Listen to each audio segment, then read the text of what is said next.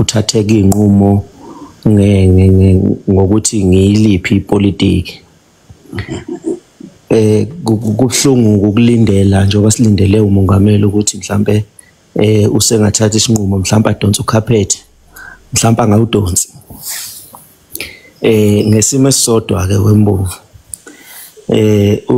bakuyi GNU njengamanje and kuvele kunodungunyane olukhona vele lapha kuyi GNU njengoba sikhuluma nje. So uvalo kimi nje ngingedwa luphezulu ukuthi uzosibekaphi. Kodwa ke ngiyamethemba umongameli wezwe enkulu. Ngiyathemba futhi ukuthi zonke inqumo azoyithatha zobe zizamukisa izwe lonke. Isiphi isinqumo obona ukuthi ngabe si wrong bengasithatha upresident?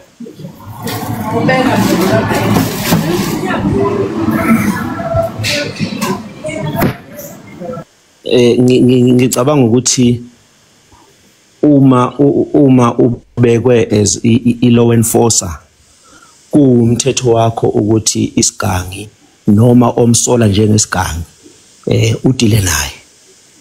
So njengoba ebekiwe uGeneral Mkhwanazi as uCommissioner kwaZulu Natal futhi ke uvela ukuthi ekuveza yena ukuthi akuyena ohlokoloze abantu kodwa beze kuye ngoba phela uyena owathola ama WhatsApp ngokusho kwakhe ayekade emtshela ngento angakaze ayibuze futhi ngoba uma esho kuyinto angakaze ayibuze ukuthi ngale behind yena la ngaboni khona kwenzakalani.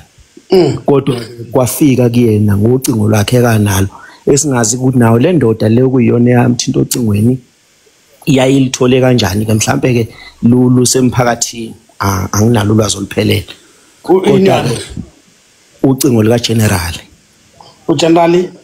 uGeneral Mkhwanazi phela njengoba ngithi yamthinta ku WhatsApp lenkunzi akhuluma ngayo. Ehle ngizokutshela yona ngifuna ukuthi ukwazi lokho. Mina nguDumisani Ngubane ngine number ka National Commissioner uMasimula. Mina nguDumisani Ngubane nginama number abo bonke ocommissioner bama province eSouth Africa. Nawu nalo ilungelo futhi ungayithola. Ne number yababa uMacingwana nginayo. It is the law of this country. Akekho oyi public servant ekufanele agodla gugushe inamba kahulumeni kusuka ngisho kwimeya ephethe le yafoni ekhokhelwa umasipala yokusavisa umphakathi. That number must be readily and freely available ngaphandle kwenamba yakhe epersonally. So ke inamba zi available imntana enkosi. Akekho efihliwe yakhe unless unento yakhe eseceleni. Ingakho iningi labo libona liba nezingcingo ngambili. Kusho ukuthi usuke mhlambe enzela ukuthi mayise nomndeni abange avale lolu ucingo kodwa lokho lingatholakali. Lonke lu available ucingo. And the good part is some of them answer mawubathinta. Some of them answer. Okay? Siyabonga. Kosibusisi. Yeah. Okay. Mina ke ngingedwa nje ngingafisa kube ukuthi kuba nenhlolo kuba nolandelo lwalolu daba oluvezwe uGeneral. Olusheshayo futhi hayi lolo lwama commission ngoba ama commission sesiwabonile esithathela iminyaka. Kodwa nje mangaba nendlela okubhekwa ngayo ephuthumayo. Ngoba akaqala ukuliveza ulivezile ngoMarch uthe ngaphendula uMacingwane sathula futhi njengesizwe nje kwangathi into engenzekanga. Ilunga leParliament lomkhonto wesizwe party libuza umbuzo ukuthi iIPID yayikade institute investigation against uMkhwanazi. Yaphindi iIPID yathi iIPID ithunyelwe. Sizokhumbula sonke leyo fiasco eyenzeke. Yaphinde iIPID yali-withdraw. Kwakwenzekani? So we are still waiting for answers. Nalo ilunga lomkhonto wesizwe party leParliament, we will try to get her olapha kwi-portfolio committee yamaphoyisa azosichazela ukuthi ithini portfolio committee yamaphoyisa kule nzuka ayike lenganekwane esibhekene nayo siyizwe, because she asked this question. I want to know from her if she did get the answer. Kodwa ke siyabonga mntana inkosi kubusisi. No, ngiyabonga. Lisa Mbovu Somash. Uyaphila? Hayi ngiyaphila mfethu njani wena? Singaneno njani nina? Hayi sikhona nathi. Yeah. No, mfethu la sibhekene nodaba olukhulu nolunzima olwenzuka ayike. Kodwa ekugcineni kwako konke simlindile upresident ukuthi azokhuluma, kodwa iningi labahlali baseNingizimu Afrika silindele ukuthi azokhuluma ngendaba kaMinister Deputy National Commissioner abathintekayo kulolu daba ngezinto ezimbili ke. Ukuvezile uMkhwanazi ekhuluma lapho ukuthi kunophiko okwancoma upresident ngo2018 ukuthi lakhiwe ngenxa yepolitical killing. Uyasho ukuthi kwakuse eMaritzburg umentionile kodwa upresident kwakade eqeda bulawa umso wenkosi Maqatha uMaqashana. Yes. So manje lolu phiko uyalichaza uMkhwanazi ukuthi belisebenza lunama case elwaphenyayo, kodwa manje yena lo mnumzane uDeputy Commissioner kuNational wathi lama case awalethwe officeini lakhe. After that futhi lama case asesusiwa officeini lakhe sebezo disbanda this team ebiphenya ke manje.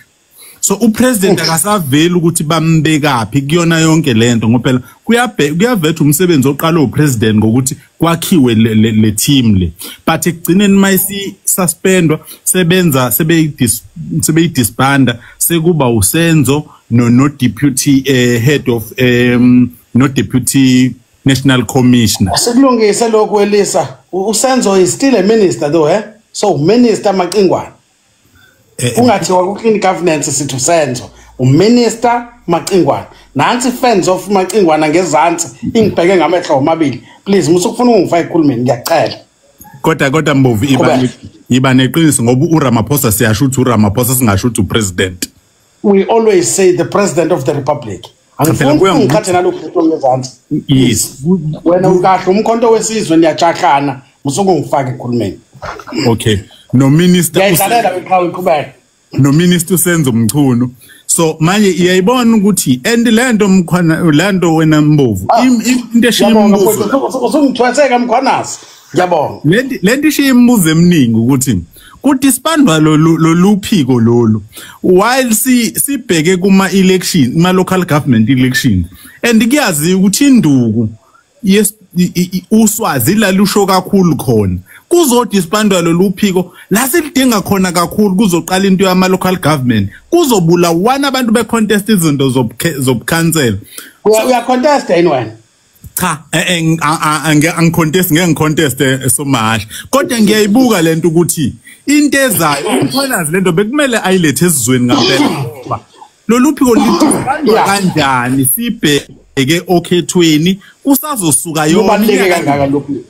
And okwesibili futhi ekwesibili Somash bashiya kanjani singenayo head of intelligent ezweni. Uyayibona icrisis ade besibeke kuyona oMacingwane. Uyabo futhi inhloli nje azikho njengamanje. Kufanele amaphoyisa ayiphenyela zikho inhloli. Azikho inhloli and umsebenzi wamaphoyisa uhamba kalula makunobunhloli. So izwe ngempela angifuni qamba manga bangayithatha abafowethu as be supporter ama politician abo o minister osenzo kuhle siyakuvumelana bakwenze ngokweqembu but ekugcineni abake babeke izwe phambili njengomkhwanazi. Umkhwanazi lapha ubeke izwe phambili wabeka abantu baseNingizimu Afrika phambili komsebenzi wakhe ngoba uya understand ukuthi lapha uhola yonke into uyenza ngamali yabakhokhi bentela okuyithina abantu ekade ezositshela ukuthi kwenzeka. Phela kahle nalokuthi wayombalula bemsola ukuthi uzeleni ukuzotshela izwe kodwa bona mabesakhankasa befuna ukuya kulwa uhulumeni beza kuthina njengabantu bathe ekugcineni umkhwanazi meseza kuma boss abo phela nathi sama boss abo uhulumeni yini umkhwanazi mesezotshela ama boss ahulumeni okuyithina bemgxeke so ileyanto nje inzima andiphuni kodwa simi nayo undonga futhi upresident mebuya angalinga thatha isinqumo sokuxosha umkhwanazi mina ngithi ukube kuyenzeka umkhwanazi ngabe manje uyazama ukuthi abeshintsha abengena ngala emasoshini if kuyenzeka lento yokutransfer abezoyibamba ngala emasoshini ugudi kakhulu siyamdinga kuningi azosilungisela kona kwaze kwanzima ezweni kusho ukuthi ngisho kathiwa kwenzekani njengamanje iSouth Africa ithi mkhwanazi for president so noma sebengamsusa emaphoyiseni avela imele nje qekelele athi ufuna ukuba umongameli siyomvotela inawo amasende leyandoda kufuneka vele umuntu onamasende manje to fix this country siyabonga sawubona ubani EMCiza bani AMCiza Nator Mbovu somahashi uyaphila Nator madam asaphila Mbovu Nator yini Nator madam ayinzima mina ngimana umkhwanazi Mbovu yabo Mbovu uRamaphosa njengoba nathi samthemba samenza umholi waphatha lelizwe makayenza iqinise ebantwini wathi yena ufuna uklina ngithi wavula wonke lama unit njobo ulisa seshile ukuthi no bekunama special unit ephoyiseni avulayo enwaso le ndaba inzima Mbovu iphuma from kusenzo from kule case kasenzo ukuza ko DJ Sambodi ukukhuphuka so yabona Mbovu so manje usenzo meyo yebo usenzo meyo ubani oyakhuluma ngayo okay kune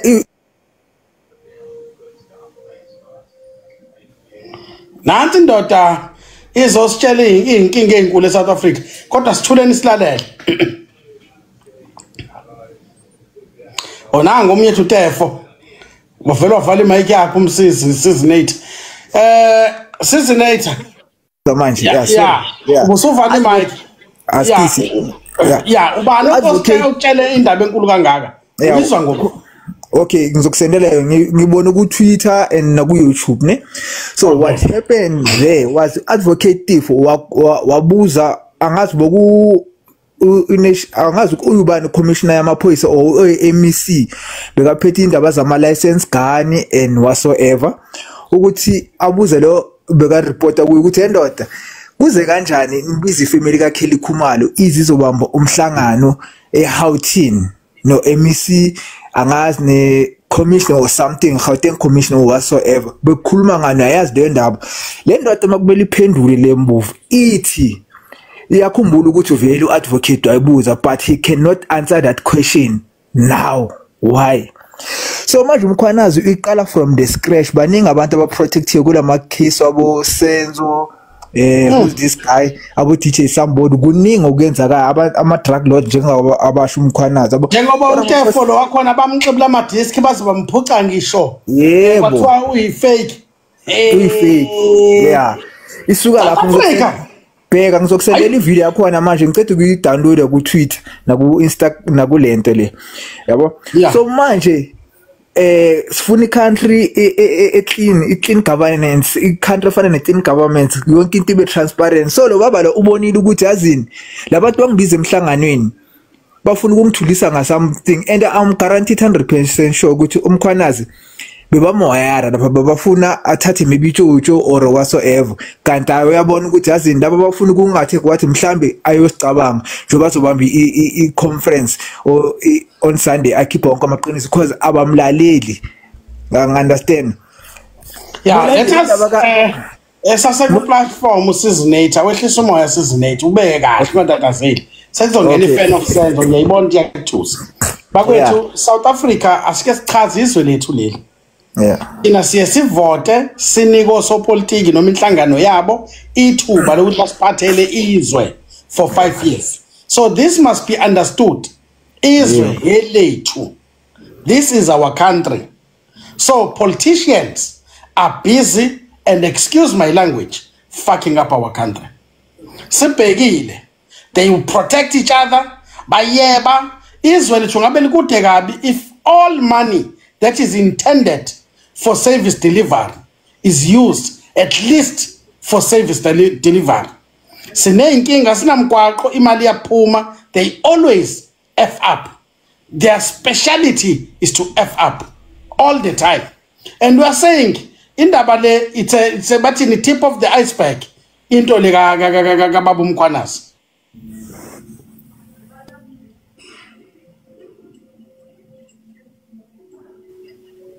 Asukuzwa Mbuvu.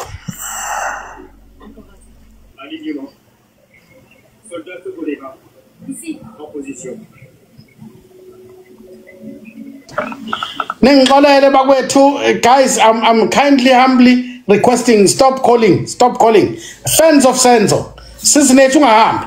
Fans of Senzo, how are you? Okwesibili.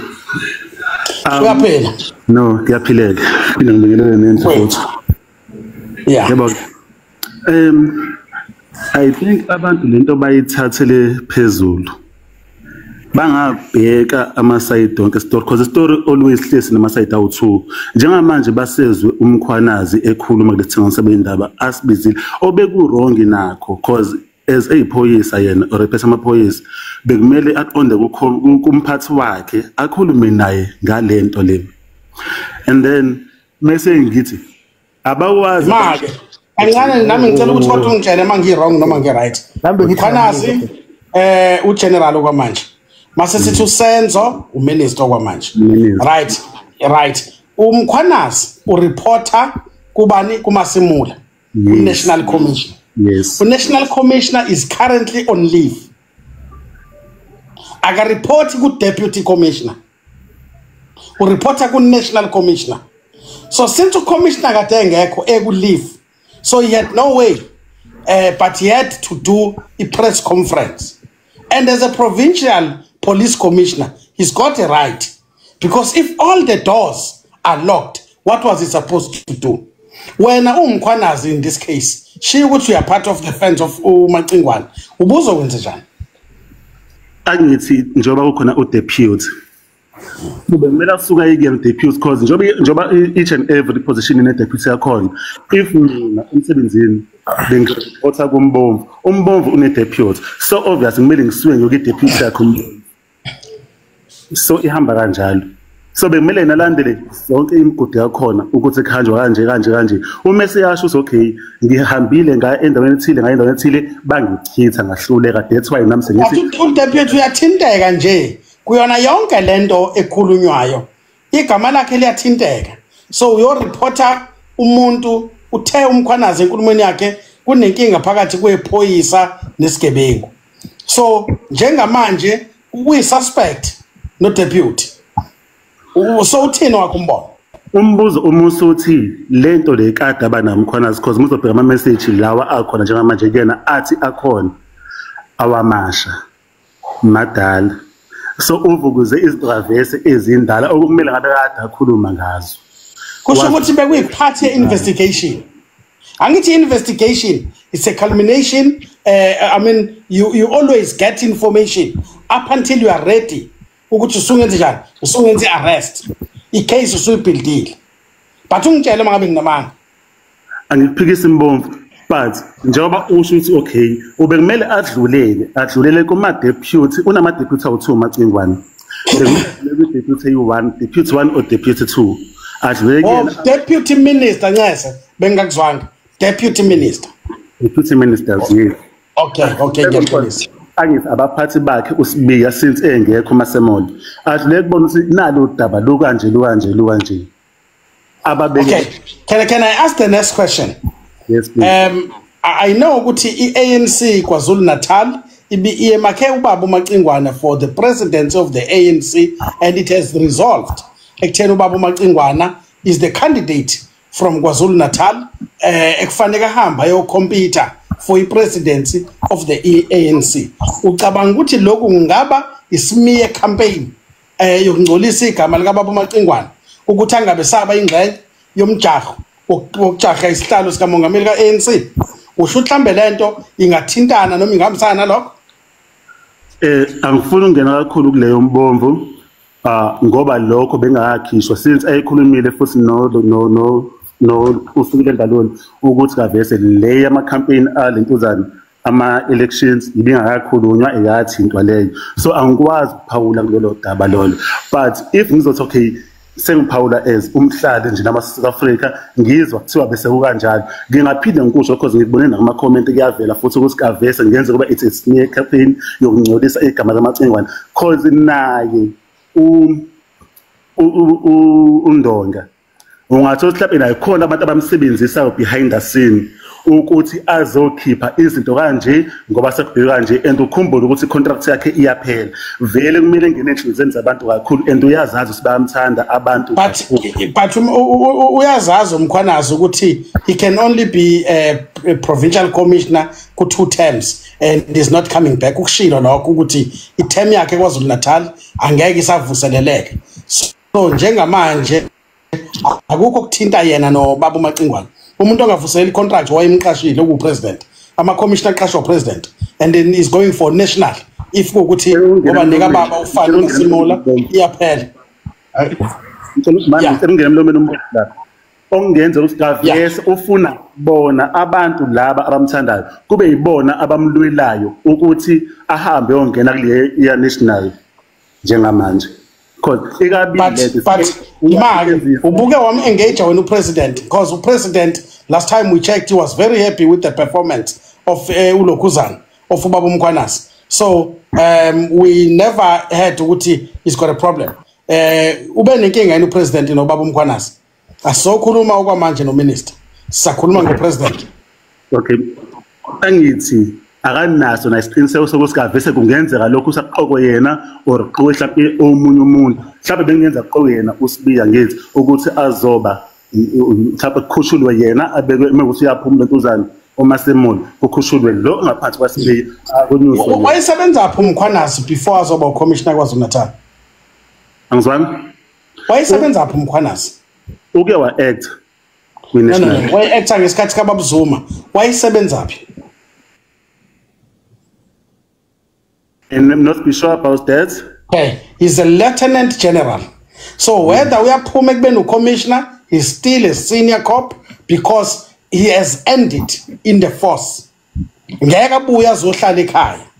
He'll forever be there. He's a senior cop in South Africa. But we're head of STF. So he's not coming back to sit at home. With or without anybody's like, whether we Siktandi logo. Why the president to call no mageko and is a highly decorated cop for that matter.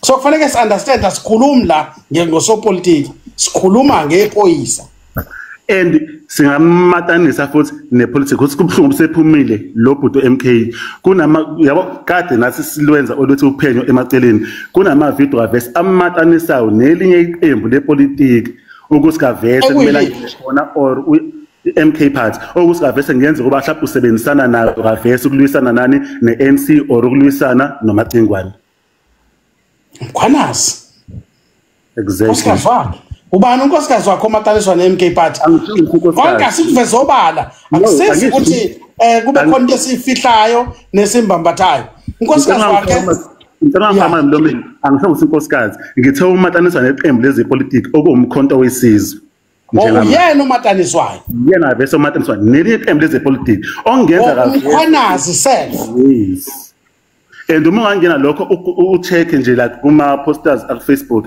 vese already bamatanisa even nabo abanye bakhona abalandeli by MK bathini kumele zoba iSG yakhona kavese and nginawo ama screenshots but that is too low for him and we remember ukuthi uMkhwanazi does not really have a very good best relationship no baba uMacingwane I mean ubaba uZuma asingazama ukuthi sikhande nathi ethi campaign okay by the way bantu bakithi njengoba sikhuluma la we've have on our good knowledge there are about 100 fake accounts la ku social media amanye ancoma uMkhwanazi akhandwe abanye abantu amanye alwa noMkhwanazi akhandwe abanye abantu ukubanga uDungunyane to make sure ukuthi asas mhlambe nawe we fans of Senzo nje awuyena uyabo mhlambe you are also part of those fake accounts because maningi ama account actually asixhakanisile la izweni ayale amanye ayale. So my last question to you or uthi umataniswa neqembu lezepolitiki, and this is the first time as a South African nguzwa lokho kodwa uyibambe lapha. I believe you're an ANC member, right? Ngicela uyibambe nje lapha. Sawubona baba uNkosikhona Manana we-ANC. Njalo. Uyaphila mfowethu. Hayi ngiyaphila kunjani mfowethu? Uyayazi into yokuthi uGeneral Nhlanhla Mkhwanazi waKwaZulu Natal umataniswa neqembu lomkhonto wesizwe? No, I don't know. Uyaqala ukuzwa lento? Yes. Ngiyabonga. Right. Cela ukukuvala kancane. Wedonda wini uyiqembu lenkatha noma wini?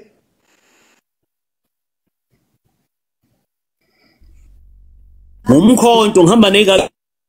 Right. Ubaba uMkhwanazi umataniswa neqembu leni khonto enjalo ke wayisa? Angeke ngithi akazi kodwa emadlibeni amakukho kwake kwafika lutho. Okay, right. Done. So manje nabo ngifuna uyicontradict. Mangakaze kufike kushuda ukwazi. Siyabona. Asibuyele kuwena fans of Senzo.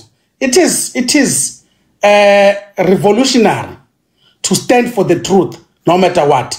But it is counter-revolutionary not to stand for the truth. The truth shall set you free. Ukhulume nomusi kufudumele, ulimele iqiniso. So I will ask you again.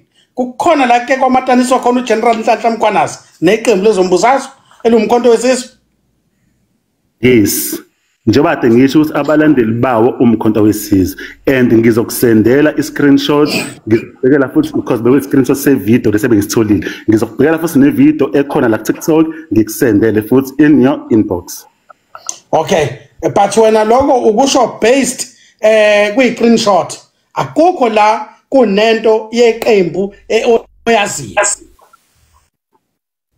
ukuthi iqembu limatanisa nalo njengoba kavese nami. Okay, qhubeka Mbomvu.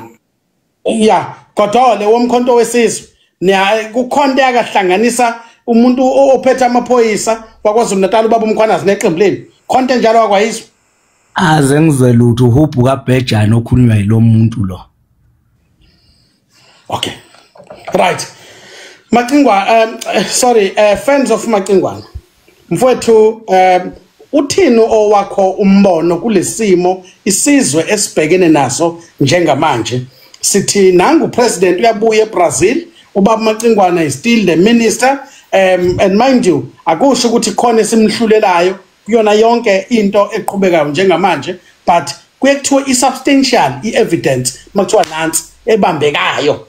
Ubaba uMkhwanazi ukhipha evidence ebambekayo lapha ya in case of ama message ayahamba between isigebengu noma businessman nobaba uMacingwana. So uthini wakho umbono ngaso sonke lesimo esikhona njengamanje? What would be your best advice to us as a country, as a fan of ubaba uMacingwana? Uthi kwenziwe njani makunje?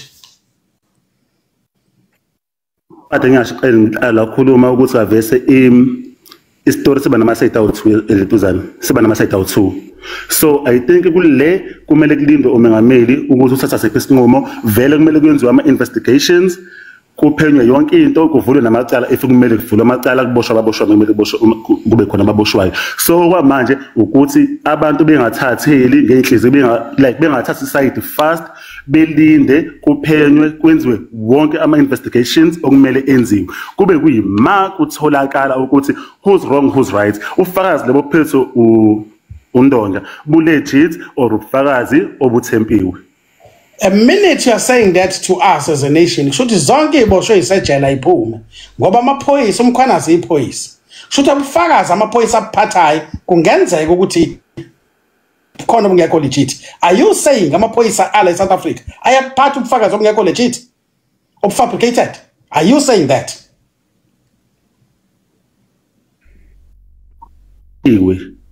No. But uthi kungenzeka ubufakazi uphethwe uGeneral Mkhwanazi abukho legit. So that means he fabricated evidence that is not there. So kuze ngoba sinabafowethu abahlele ejele sinehlo. Asiqale phansi. Right. Kumele kwenziwe investigations kutholakala ukuthi lobo bufakazi aphethe bu legit or not. Vese kugcine ngavese icala kumele idlule enkantolo kumele liphume ephoyiseni bese kuthatha isinqumo ukuthiwa uyahluleka usibandakanye. Manje indwa ukuhlulela umuntu without ukuhlulela umuntu uthi clean governance. Mina ngibuza nje kuwena ukuthi eSouth Africa amaphoyisa ethu bonke abantu abagcwele emajele inkantolo ubufakazi zibuthola ngawo. So are you saying amaphoyisa ase-South Africa ayabufabricate ubufakazi? Kungenzeka ukuthi umkhwanazi uphethe ubufakazi obungekho legit. Mawuthi kufanele investigatewe kuqinisekiswe ukuthi abukho fake na. Is that what you are saying? Because this thing I strongly believe our learned friends, I'm talking about the law fraternity of this country, can use this. Kuma case amaningi ngoba kunabantu abagwetshiwe ngobufakazi ke kuthiwa buqanda ikhanda kanti mhlambe bufabricatiwe. So are you saying you fabricate ubufakazi? Mana Mbomvu ngizokubuza, okay, yes kuyenzeka Mbomvu baningi abantu kavesa abake beboshwe uthola ukuthi ngempela icala kadeza ngoba ephoyisa lithole ubufakazi kwathiwa nabo ubufakazi obubeke phambi kwalo. So lokho kuyenzeka.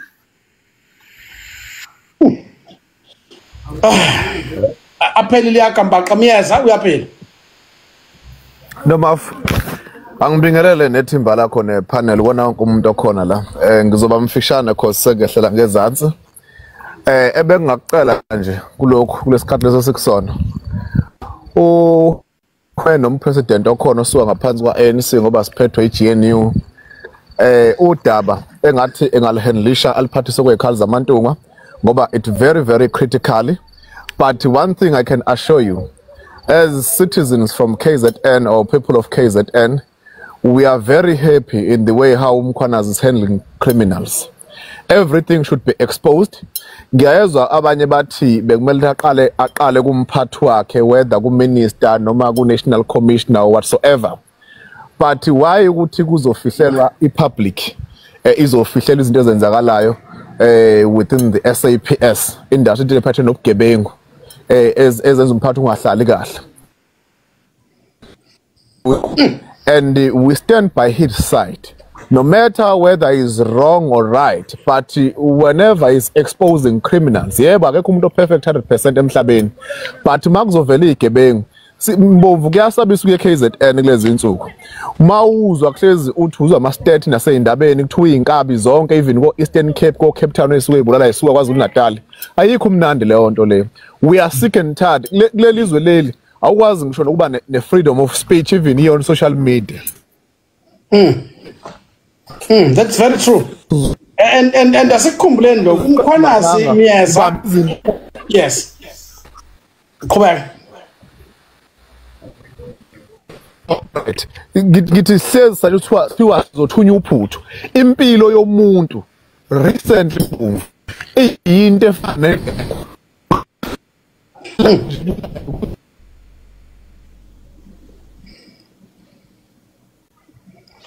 imdonsela ukhaphethe umyeza inetwork yakhe ngiyazwakala bakwethu.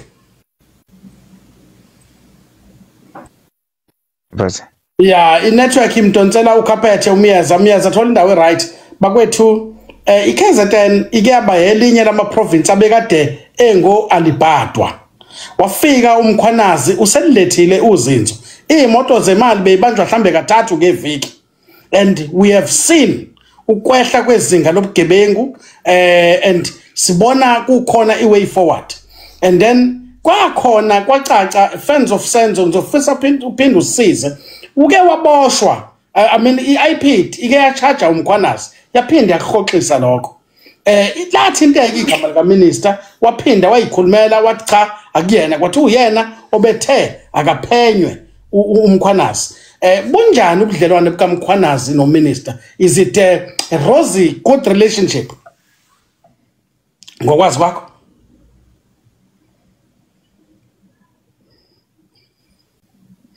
Fans of Sense. Angathi fans of Sense ayisekho. Kodwa Naki iqembu lenu lithinteka ukuthi sixakeke nje nani niyathinteka. Kwenzekani ezweni Cha wembomvu mina angisuso politics futhi njoba ngizokhuluma la angizokhuluma njengomkhonto. Cha. Ngizokhuluma nje ngokujabula kwami ngendlela izinto ezenzeka ngakhona njengoba uke wachaza ukuthi iKZN ke kwaba uAlbadwa. Angifuni ukuthi mangikhuluma kuthiwa bengikhulumela umkhonto, angikhulumela umkhonto ugodole nje umbono kagodole lona. uFriends of Senzo yabona nje lento le yo friends of iyo vele le exakayo ngoba mayengalibeka ngezizulu nje leli yagama umngani kaSenzo kusho ukuthi vele uzodefend uSenzo but ngoba isilungu kuzobe ngathi into enganakekile. Uyabona nje lento Mbomvu uNdonga sizoma naye futhi sisolwa hayi kancane. Akebuye nje umkhulu wabo le ebesethi uzozama kuzamayo ngendaba kaNdonga. Sizommela kuze kube segcineni ngoba into ayenzayo umsebenzi omuhle kakhulu. Manje laba bacabangela izisu zabo njengomuzwa naye umngani kaSenzo ekhuluma kanje hayi ukuthi ukhulunyiswa yini. Uyazi ukuthi yini ayitholayo ngale. Angeke uze uzodefenda njengoba bebenza ombalula yashesha yambuyela ingqondo ngoba abantu abaningi ivaccine iphelile egazini ingqondo ibuyile. Sebeyabona manje ukuthi nanku umbhedo la ukhona. Hayi Mbomvu nje mina engingakusho si behind unkwali ngayo yonke indlela futhi mina ngiyomeseka kuze kube segcineni leshiwo uFriends of Senzo ethi umantaniswa nomkhonto uNdonga cha usiyambhiqa nje usiyambhiqa ubona ngoba ekhuluma iqiniso mhlawumbe ujwayele ukuthi abantu asebephuma kuANC mhlawumbe benza njengaye uNdonga cha engasukwenza nje kanjalo uyozikhulumela yena ngalelo langa angikaze ngikuzwe ke futhi nami ngiyaqabuka impela ukuthi umantaniswa nomkhonto uyasebenza nje uNdonga ama drugs ingane yiphelile eThekwini ngangiqala mina ukubuka naseGoli bakhona laba ababhema ama drugs ingane kodwa kade ngiqabuka into engiyibona eThekwini kodwa ke manje kuya ngokwehla ngoba babanjwa abantu bama drugs yini indaba yakho uNdonga ukuthi uyalwa namaphoyisa ulwela iqiniso but umuntu olwela iqiniso ke vele kuANC abamfuni ngoba ama leaders weANC wonke acorrupt angazi ngayibiza ngithina ngifuna uze ngikhiphe igama elingelihle kodwa nje bonke nje babonile beqale ngokudefenda nombalula naye uSenze idefender zigebengu zodwa lezi ongeke uze kulunga sibagadileke abazama ukukhipha uSenzo ma ukuthi vele bacupha ukuthi basibophe bazosibopha kosho thina ke kulokhu uthi akhalo mhlawumbe macungane yobe semuva sikhathele labani labo Siyamyaza our right ku platform noma ngixolise networking dozela uCapet I'm with uGodole nabona bonke abantu aba in support of ubaba uGeneral uNhlanhla Mkhwanazi noma futhi yamdinga umkhwanazi on our lifetime sisatshiswa every day satshiswa ngokuthiwa sothunya uphuthu uGodole uyilentozana uyi-example yaleyo nto leyo every day on social media akusekho lula impilo yomuntu eKZN kwaZulu-Natal ifana nje ukugxoba intuthwane endlela into ongayibona uyigxoba ungayibona ushiye kanjalo maningi ama cases of which are pending kunamhlanje singazi ukuthi kuphele umuntu uyashona Mbovu mayengenamali la eMzansi ashone kuphele kanjalo nje umuntu uyabenza ubugebengu kuphele kanjalo ungazona ukuthi into ebhekephi kulesikhathi lesi uANC kukuwona ukuthi udaba uzoluhandlisha kanjani if however they can handle this matter so recklessly hayi bazoyibona next year we are going on local government elections bazoyibona bafana nobani 2029 they're gonna get worse than what they have on 2024 ngoba Mbomvu uya sick and tired indaba okuthola amasela igebengu impilo lesikhuluma ngayo Mbomvu ngaba buhlungu Mbomvu namhlanje noma kusasa ngithi ngiyavuka kusenithu uMbomvu akasekho next week uMbomvu akwazi ukuthi wabula ubani kuze is so kade sikubona sikhuluma nawe la live sikwazi ukuthi uyiTikTok noma nithi niyezwa sithi siyeza umyeza noma uGodole akasekho is like that and isiphela into yakhona siyazi ukuthi ihambephi Mbomvu we are Mkhwanazi is us and we won't retreat or surrender on supporting him We are behind him at all cost. It will be the first time in my life ukuthi ngihambe ngohlala estradi lo ngayigcina into le university. Uma kuthiwa kiwe estradi noma kwezani ngamane ngithola umahlafuna nama kuthiwa kuyolutho kuphenda indawo 2020 thola umahlafuna nami ngikwazi ukugijima phansi ngoba mbovu sikhathele. Our politicians baqala bathatha lento engathi incane. Umbalula ngimzule ekhuluma uqala wathatha ngathi incane uqala the first response on media uDabela Mkhwanazi uthe mayesebuya lapho wabuya wazomphika uSenzo makuthiwa uSenzo remember ANC wathi no is a minister waphika ngabona ukuthi they are really confused uDabela Senzo uSenzo ke mina can't lie bengimbona njengoba umdala ngimhlonipha ngimethemba ukuthi umuholo uthi mangabe se office akwazi ukuthi abe busy nomsebenzi wakhe but on the allegations lawa khona they must handle the matter so very critical and they must be vigilant on it. Bese ngiza kulento lento thiwa yini ANC Youth League angazi noma uColin whatsoever. iANC Youth League yini umsebenzi wawo lapha? Abahola banjani laba ba reckless ngalohlobo lo angazositshela ukuthi umkhwanazi uthanda ukubukwa uthanda ukukhuluma kwemedia avela game wayengabe usopolitiki. Yini lo nto leyo ukuthi sithi sineyinkinga ezingaka eMzansi ma murder cases into nje ukubulawa kwabantu nobugebengu and okugcina ke Mbovu engifuna ukuyisho ngodaba lika Mkhwanazi ama politicians they mustn't use masses on the ground on their benefit. They mustn't take ilento zani advantage on our expense. Bese qhamuka iqembe lokuthi bese lithi liyamasha noma lithi lenzelana le masha in support of Mkhwanazi. We won't tolerate such. We will support Mkhwanazi as neutral as we are on the ground, not supporting any march planned by any organization or individual from any political party. Lokho we won't tolerate such nonsense Mbomvu asifuni ukusetshenziswa and siyabonga abantu abafana njengo Julius Malema mangabe besupport Mkhwanazi but we know very well ukuthi Mkhwanazi into ahleze khala ngayo it is foreign nationals as a major problem in this country while uJulius support engafuni lutho ngama illegal immigrants okuthiwa community ubugebengu and then moving forward futhi we know very well ukuthi ubaba as an acting commissioner on 2012 nani wamkhipha Mkhwanazi yonke lonto iyavuka we know ukuthi abantu abakuthanda ukubona lonto le on social on media but kuyiqiniso lingelize laphikiswa siyazi kuhle ukuthi Mkhwanazi maye supportwe ama ground forces noma izwe lonke ngijabulile imatch kade ikhona eWestern Cape Town izolo it was neutral and transparent and then our politicians must know it very well ukuthi we won't surrender on this one. And then whoever unga act against Mkhwanazi right now mthathu usona lona lephi iqembu we will punish the organization for such instance. Thank you. Ungakanyamalala imiyeza babumanana weANC babumanana nazi ziyakhuluma insizwa neutral enyisho njalo ugodo womkhonto uthini wakho umbono njengomanana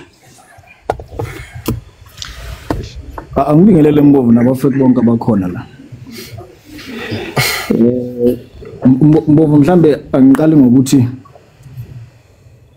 ngiyabona imoya iphezulu kodwa angazi isizathu ukuthi yini sekwenze njani njengoba sikhuluma sila yeah I think the whole case yeah into ethule undonga lapha yana mayekhuluma ku media isingesibuye singihluleke mhlambe khona la ngisale khona ngoba isingesibuye singihlule mhlambe khona la ngamzwanga khona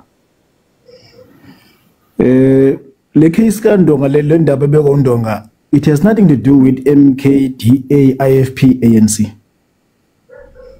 as political parties but abantu yabona mawukhuluma ngocommissioner noma uthi ucommissioner ngubani noma ucommissioner umanana somewhere somehow ne family yakho yavota iqembu alithandayo but the case has nothing to do ukuthi ubani affiliate kuphi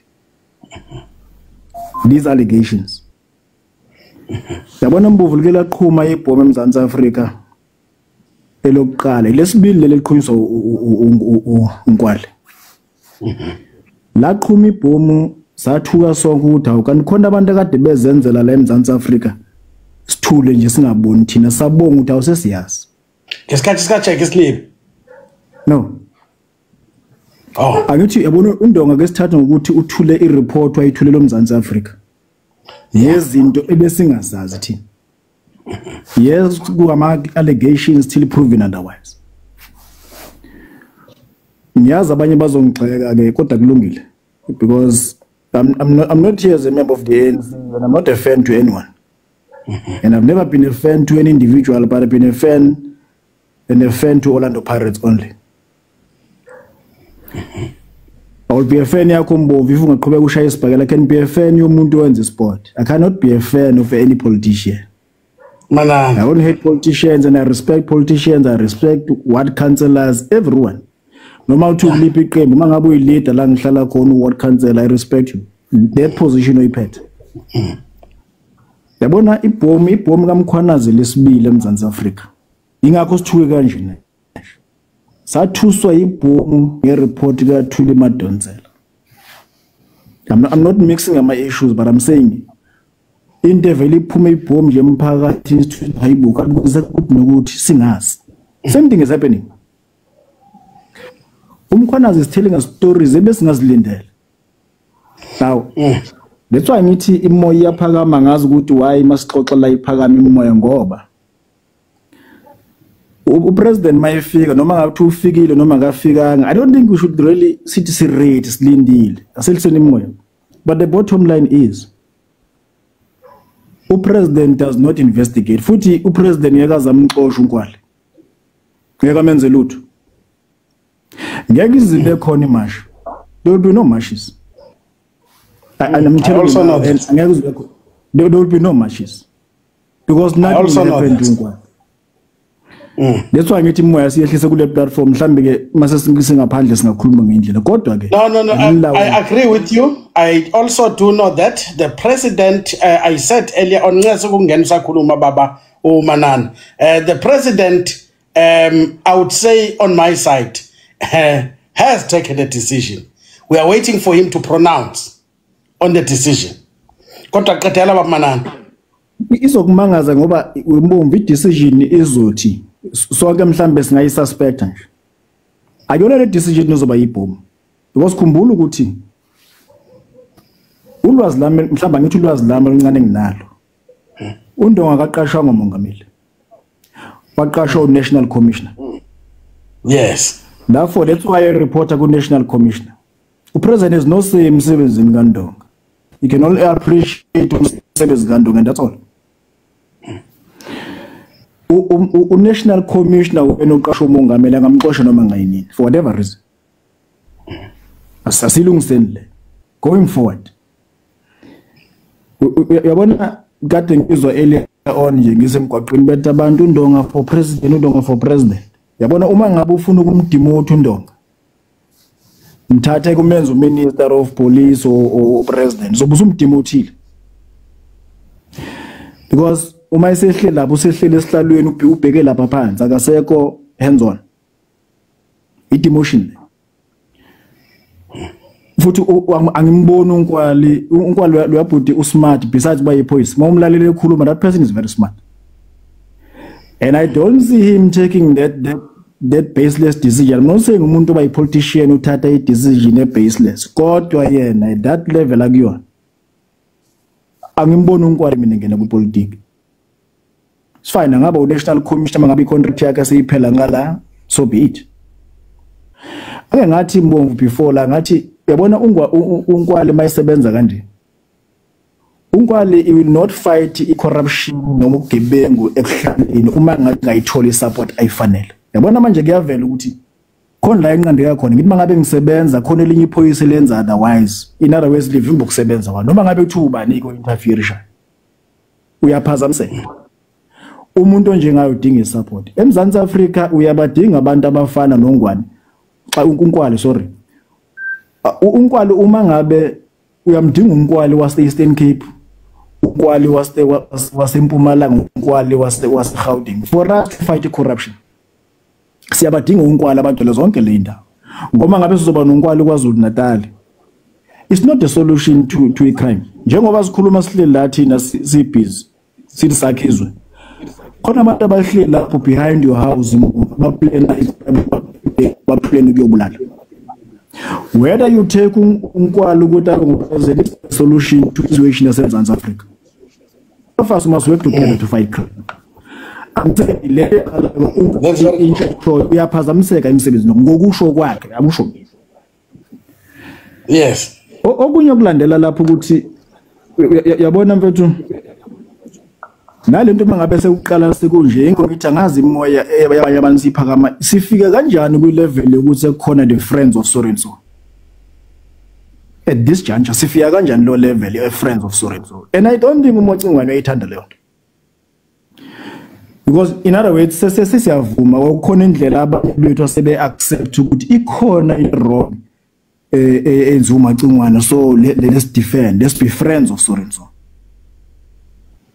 Bekhona friends of Sorenso ngeke ngisho la ngoba subject is not about that person. Alisa sikhathi. Because there was a case even in court. Yini manje sekube nabantu bani sekwenze nje. Sesiyazi nikanti ukuthi uMocingwane konta yenzile. Sengabangani baka Macingwane based on what? This is nonsense. And I'm saying in that case because but one thing I can say, we are not relaxed as a country. We platform Babu Manana. Kwa clean governance, we don't do that, eh? We are not relaxed as a country. Ubhuti Manana ifengasitshele into ku platform miyaza. Yabo. Okay. Mhlawumbe kumele ngiqale ngithi ngwamunye wabantu abakubona ukusebenza kaBabumkhwanazi and angiyiboni problem. And lento ayidingi ukuthi ubelong to a political party to make sense kwenza izinto. Ayidingi politics lento le. Just common ukuthi usibanibani wenzani, isibanibani wenza kahle noma kenzi kahle, simple as. Bengisathi nje ukuthi yabona mase sicreate ama platform nje ukuthi sesicreate nje ama platform anesa the friends of Sorenso. Upresident mangabe fika or at any time mangabe zokhuluma with media noma yesizwe whatsoever. I suspect nje ukuthi upresident uzo appoint a sort of an inquiry ezwenza investigation because khona ama accusations currently. Then bese yakho upresident is not going to deal with anyone except umuntu amqashile nguminister. Uzosho ukuthi wena give me wakwenzakalana or Sorenso investigate this, I want a report mhlawumbe 24 hours or 48 hours whatever the time president was deciding. So I'm saying yonke lento izokwenzeka kuzovela lokho esifuna ukubona kwenzeka. Umyeza, I'm not saying South Africa wabantu are not ready flex asithukile sonke sithule into enzakalayo. But what I'm saying ukuthi izo unfold so lithola iqiniso ekugcineni. Yes. And okugcina nje mfethu okugcina wembomvu ukuthi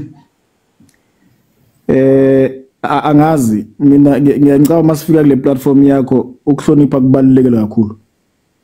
Yes. Yabona masekuthiwa lezi labantu labenzi ba corrupt sogcina sesivula iplatform sithi hayi angithi no wakho khona ohamba inkantolo kumanje kwathini asinqandeni le ake sikhulume ngalolu daba lolu mhlambe iplatform eyelandelayo sizokhuluma ukuthi obani kule part aba corrupt obani abanye corrupt ngoba le platform okwamanje ibikhuluma ngale subject le. And I'm not in denial ukuthi umngani wami ukhona ohamba inkantolo ngoba uthi corrupt nawe wakho Mbovu khona ohamba inkantolo ngoba uthi corrupt asikhulumi kodwa ngaloko kwamanje manje benginqena nje kuma kuthiwa hey ANC corrupt. I'm talking to you, remember ANC, I'm not corrupt. Siyabonga. I'm not denying anything.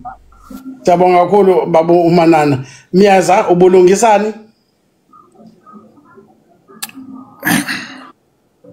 One thing I can show you as a country here, we are not relaxed, Bomf. Yeah. We are having a phobia. We're experiencing a phobia in our lives, pertaining to our lives. Yeah. Even our families back then in KZN, phobia. Yeah. Mbomvu impilo ayikho lula currently. Angazi noma nisekhona yini. Second. Kotola sekhona. Second. All right. So yeah, asikwazi in this case ukuthi umoya ethi ngabe bikho phezulu. Ngoba we have been in denial of so much. Siningi izinto Mbomvu kube ngathi azenzeki while sibezazi ukuthi ziyenzeka. Maningi ama cases kunamhlanje angena solution asiyazi reason yale nto leyo. and we cannot relax as a country. So into ofuna bayazi ke ufuthi funa sikhulume kuma organization ngibona amaqembu abantu ufuna bayazi ukuthi we don't need any reason or justification.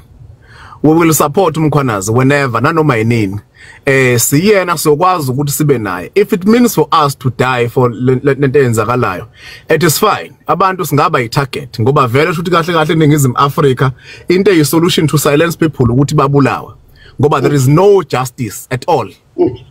Ubulungiswa bukho. If however someone else speak justice, like he becomes a threat to our fellow leaders. So ayihambing ANC noma if however members of ANC aba implicated nanan, we let it be. Accountability funa babhekane nayo phela baboshwe bahlale phansi. And believe me Mbovu, since umkhwanazi eveze lokho and then vele ngeke umkhwanazi smart kakhulu ngeke aveze into kanjena kungenabe kufakazi. Ngifisa singathola ipolice report ukuthi mangakanani amaphoyisa azo resigna emsebenzini noma a resignile kusuka namhlanje kuyale. Even our politicians siyayidinga into kanjalo transparent kanjalo ukuthi bangakanani abantu aseberizeni yini into eshayikisa abantu kangaka umkhwanazi mangabe ezokhuluma kanje yini into ebagulisa amakhanda even politicians. Umkhwanazi uyiphoyisa and into akayifungela uyayazi. Uma sizokwazi ukuthi sibe nomesa yethu omanathi ongekho eqenjini noma ongaqoke iskipa sanhlangano but amele justice kubantu uthini kuwena as umhlala seningizimu Africa uzwa kuthiwa imafia belukhuluma nominister uminister litshela ukuthi seyizolunga into yalo lisabisa uminister ukuthi lizom-expose on social media. Ithini yonke lonto leyo? Kuthini a normal individual uthi uyezwa kuthiwa iyona control uminister even nationally uthi uyezwa kuthiwa the former minister ubani ubabheka icele wake wahlala emzini wemafia noma umuntu ukuthi ithini yonke leyo nto leyo of which has been influenced. Absolutely. That might be possible. So ithini leyo nto leyo thina ngapha sathi yabona Mbovu awukwazi kuyo reporter e police station right now ukuthi uMbovu udayisa ama drugs. Ngeke ngikwazi ku report ngoba kunephoyisa elizohamba lokutshela ukuthi umyezi umfana omnyama lapho namehla amakhulu usefike wazobika lana ukuthi wena Mbovu udayisa ama drugs. Sekumele kwenziwe njani? They must get rid of me ngoba mina ngidisturba iprocess noma izinto zonke ezenzakalayo. Sibheke phiki sizoba i-country enjani Mbovu of which we can't even trust our SAPS department into esithembele kuyona but akusamele sikwazi ukuyilentozana ukuyithemba ngesimo sokuthi vele ayikho justice. Mbovu mawungenamali la eMzansi impilo yakhe ifana nento engekho mangenali imiliyoni engizolishiya kwenziwe investigation ngokufa kwami into yami izodissolve kube into efana nento engekho eGoli thina abantu ufuna bayazi thina sikwazi uNatal asifani njengamama province thina siyayithatha decision uANC ulapho khona kunamhlanje it was because of iKwaZulu Natal yathatha isinqumo sokuthi no more intolerance of nonsense sikhathele bakhathele abantu bakhona ba decide otherwise bamane bayihambela nobaba lenkandla bayivotela ukuthi bawalahla amavoti noma benza kanjani asinankinga nalokho but bathatha isinqumo ngesimo sokuthi basebekhathele. So into kumele ukuthi ke inhlangano nenhlangano ezotheklisha udaba noma ezokhuluma ngoludaba lolu kumele ukuthi yazi ukuthi iwona mapha ama consequences ezobhekana nawo. Mina my advice kade ngishare for ubaba umhlonishwa uSenzo Mchunu uMacingwane aka step it down immediate noma resign noma athathe i special leave ahlale phansi investigate ehlele ekhaya engadisturb iprocess yokusebenza kwababundonga ngoba otherwise he will be costing his organization. Uma ngabe yi-true revolutionalist umzabalazi ngempela omele iqiniso akadedela ukuthi no the truth shall set people of South Africa free. Let me step back currently since there are these allegations because I can see and read ukuthi spirit sabantu imwe yabo is more than alert and iphezulu agenza iqiniso besethi to save my organization let me step back while the judiciary committee intervene on this matter kuphela. However, if it done so besethi no I'm coming back since this 1 or 2 or 3 has been revealed ukuthi umkhwana zoyesiqambela amanga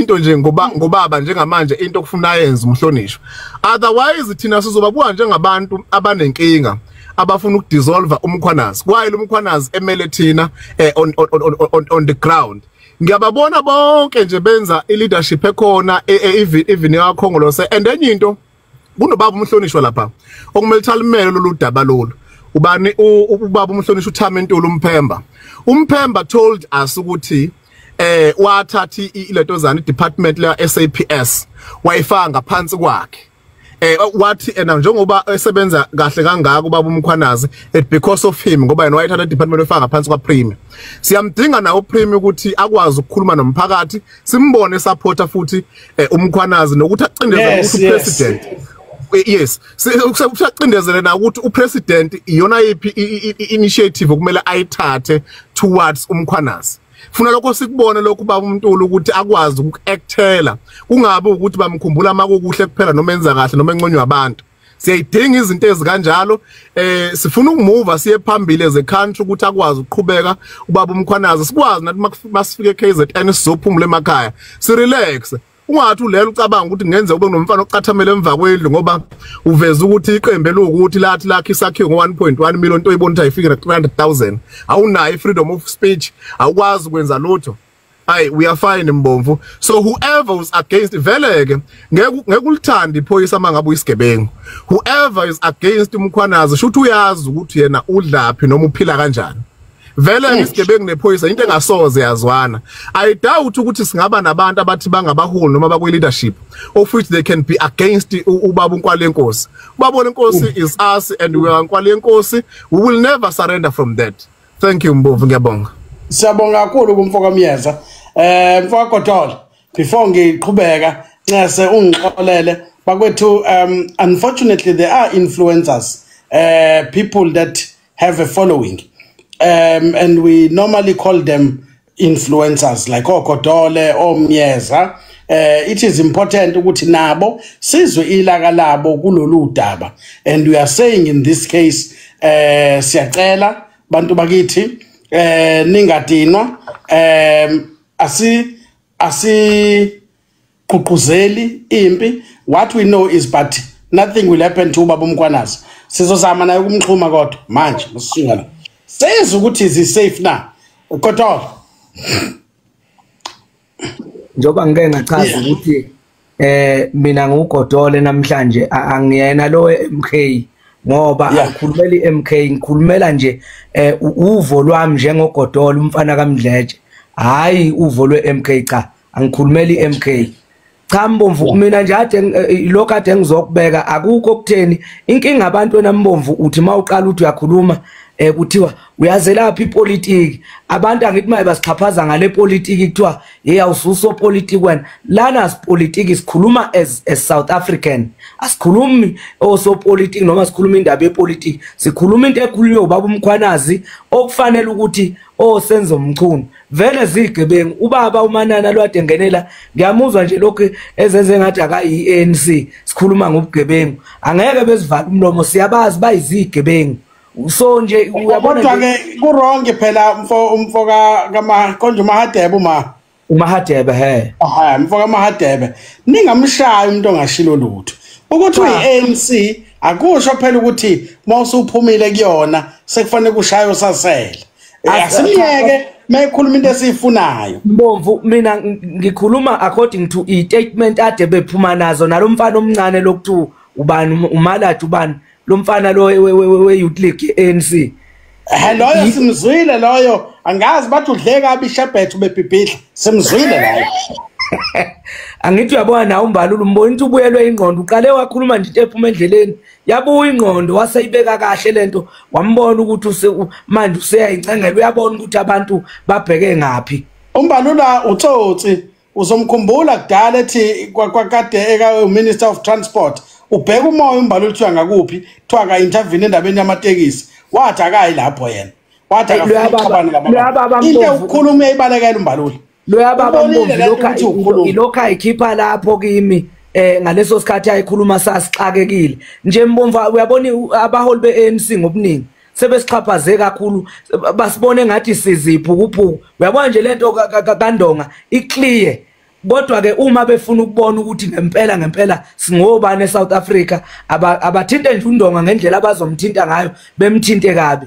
uMacingwane washe ekuqaleni wathi ayikhale siyosho ngenye indlela ke kulokhu ngeke sisathi ayikhale ngoba leli igama abalithandanga sesisoshela inyeke manje angeke size sivuma umkhwanazi ukuthi bemenze intando yabo ngoba befuna ukuqhubha ubugebengu befuna ukuqhubha yonke into yabo so nje we are behind umkhwanazi mina ngugodole ngedwa angikhulumela abanye ngisemva kaMkhwanazi ngiyokhuluma kuze kube segcineni ngiyabonga amantombela